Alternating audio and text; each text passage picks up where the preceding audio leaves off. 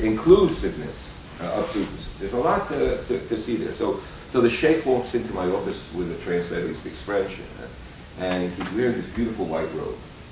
And I say to him that I really admire his white robe. I mean, what do I say? I mean, I'm just getting to know the man. I mean, he's a beautiful man. He's a beautiful man. And I happen to have, I was wearing a black shirt that day. So he looks at me, and this is what came back in the translation. My white robe is chesed to your black shirt, which represents Gevurah. I hugged him then, and we became friends. And together we said we're going to make changes. He was killed in a car accident. Sorry. He headed up a foundation. He was much older than I was. I mean, he was an amazing human being with love. And he told me in my office, he said, remember, only 20% of Muslims are Arabs. Now when it came to, so the bad story is that when he came to Los Angeles, the Islamic Center didn't invite him to speak. Because he's a Sufi. I mean, you see what goes on. It's like, you know, you're not part of our, you know, you're the wrong denomination. And he wasn't invited to speak. Well, excuse me, what? So they kill you. Well, no, they don't. Not here. But not here. That reminds me of another story, and then I'll start. So the other story is like this. You tell me they'll kill you. We once had a meeting. What? You want to tell the story? No, the stories tell it all. By the way, so on the one hand, you see the love. This man exuded love, and the people who were with him, he had Hasidim. I mean, he was a Sufi master. He was like a Hasidic Rebbe, and he came from Senegal. So first of all, there was an exhibit at UCLA that saved in the city about Senegalese. From Senegal, and there was one garment. It was a garment that was in an exhibit case. It looked like arba kanfo, like tzitzis, except there were no fringes. It was the garment itself, and there were verses of the Quran written all over the garment. You know, what does that mean? Tell me, what does that mean? What does it represent? It's the embodiment. You wear the text. The text comes inside of you. You carry God's word inside of you. How does a Jewish man do that every morning? Fill it. I mean, so you see, you know, religions understand certain things that are. Right? So there was, this man was really all love, all love. Right? So wait, I was going to tell you a story though, and I forgot it already. That wasn't loving. So, all right, so I won't tell you that. Sorry. All right, we can go on without. See, Dove, I forgot the story. All right. Yes. All right. So I'll tell you. Years ago, I got involved as a result of this interest in Muslim-Jewish dialogue in Los Angeles, and I believe that it's very important that one of the things that, if something that you can take from this session is, apart from the need to create dialogue within the Jewish community, there's also a need to create dialogue with the Muslim community, serious dialogue. It was very difficult. And here I am committed to this, looking, you know, optimistically. I want to understand. And after 2 years, I left the dialogue.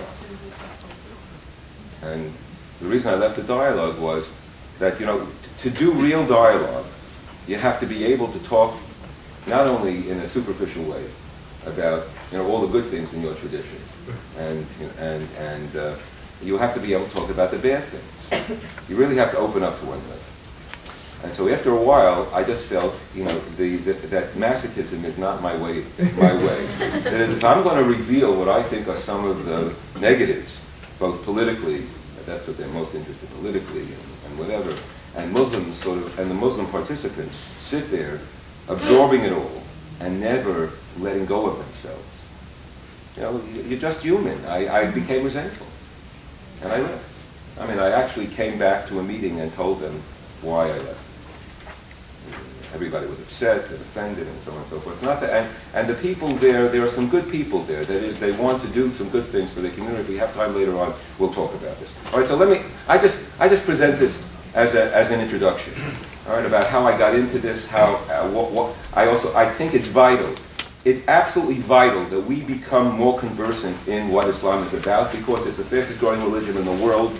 Islam affects us every single day in the news. It affects us not only in Iraq, America, it affects Israel. Muslim fundamentalism is a growing phenomenon. And I want to tell you something.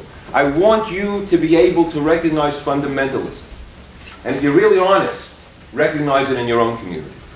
Because thank God, our fundamentalists are not militants. Right? Most of them.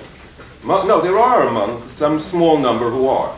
All right? But fundamentalism is not healthy. And if you're going out and protesting against fundamentalism outside your community, you better know it and recognize it when it's inside your community. Right? And now, there are ways of countering it and learning about it seems to me. So we have to be aware, but again, I come back, we must know more about it. And it's also important not to classify all Muslims under one category. There are distinctions. And in order, even read commentary this month. Yeah, right. You know why Mel is sort of smiling there because I'm telling you, please read commentary. Because you're fighting against fundamentalism. Well, no. There's an article by Muravchik and his colleague on moderate Muslims, right? And it puts Daniel Pipes in his place. Please don't. I have to tell you this. Don't follow Daniel Pipes. If you follow Daniel Pipes, you're down a road of hopelessness. And it doesn't mean that he's not smart. And I'll tell you one thing about Daniel Pipes. Had we listened to Daniel Pipes, most probably there wouldn't have been a 9/11. So why didn't we listen to Daniel Pipes? Because you couldn't. Because he didn't give you the ability to listen to him because he made everything so bad that no one could believe him. Be careful. You want to be political, understand. You have to speak a language, and I also have to do, we all have to learn this, that people can absorb. If you tell that they're all bad and the only good Muslims are Zionists, no one's going to believe you. Because first of all, those Muslims, no one cares about them, except Jews. And we look stupid. We do. Like we need a Muslim to love Zionists. Why do we need Muslims to be Zionists? We need Jews to be Zionists. The Jews aren't Zionists. So one is Muslim. Oh, there's a Muslim Zionist coming to speak at so-and-so. It's an offense. It's like Noam Chomsky, come to speak for them. Who cares? We don't want that. We want Muslims strong Muslims who actually believe in their cause. Right? But are human, who can argue. Right? And that we can argue with them. So they possibly they can begin to have influence in their community. Although that's very difficult. I'm not hopeful about it. I had a long talk with Shimon Shamir, who taught at UCLA last year. He was the first Israeli ambassador to Cairo and to Jordan. He reads all the Islamic literature, and we had a long talk. I was at his house in Herzliya this summer, and what he told me, he says, it looks like we're going through a period, and the turnaround is going to be slow, because the critics of Islam are mostly in the West. That is, the Muslim critics are mostly in the West. And the critics within Islam they're very, very scared. That's the reality. There are, believe me, the Muslim people aren't all out there ready to die. Right? So, enough polemics and to the text. This is a picture of the Sheikh and myself at UCLA. Sheikh, I thought it was a story, Sheikh, right? And at Islamic Jewish leaders meet to talk about nonviolence. Okay? So he was a type of tzaddik. A tzaddik who came from the desert. But, unfortunately, is having trouble with my leg. All right. So this is what I would like to do with you this morning. The first thing I want to do is I want to talk about what the problem is in between Judaism and Islam classically. Then I would like to then deal with the problem in terms of some texts, what I call texts of contempt or texts of terror. Then I'd like to spend a few minutes, some time talking about the major doctrines of Islam and of the Quran and the similarities between Judaism and Islam, to give us a sense, right? And then I want to talk about texts of reconciliation. In other words, I want to talk about conflict, similarities in teaching. I want to show distinction in teaching, and then the possibility of reconciliation, all in about an hour. We'll try. Right, now, the main problem that we face in dealing with